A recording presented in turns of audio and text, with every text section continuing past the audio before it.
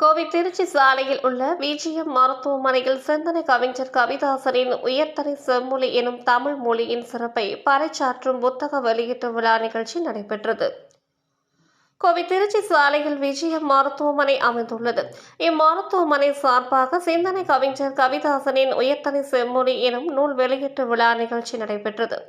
தமிழின் சிறப்புகளை 30 கோணங்களில் பேசும் ஒரு நூலாக வெளிவந்துள்ள இந்த புத்தகத்தில் 30 தமிழ் அறிஞர்கள், மருத்துவர்கள், கல்லூரி பேராசிரியர்கள் என பலரும் தமிழின் சிறப்புகளை எழுதியுள்ளனர்.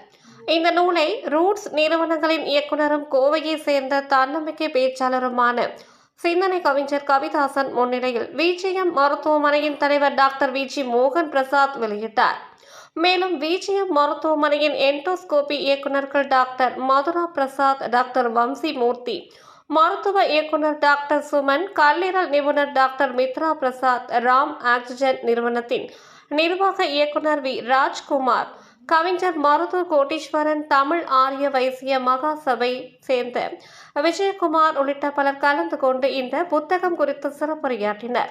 முன்னதாக இந்த நூல் பற்றி சிந்தனை கவிஞர் கவிதாசன் செய்தியாளர்களிடம் கூறியதாவது: தமிழில் கூறப்பட்டுள்ள அரிய பொக்கிஷங்களை எடுத்து நூலாக கொண்டு வந்துள்ளோம்.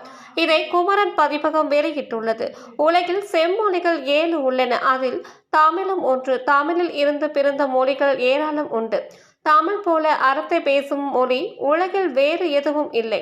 எனவே தமிழின் அழகை அடுத்த தலைமுறைக்கு எடுத்து செல்ல வேண்டும். அதற்கான ஒரு முயற்சி இந்த நூல் என தெரிவித்தார்.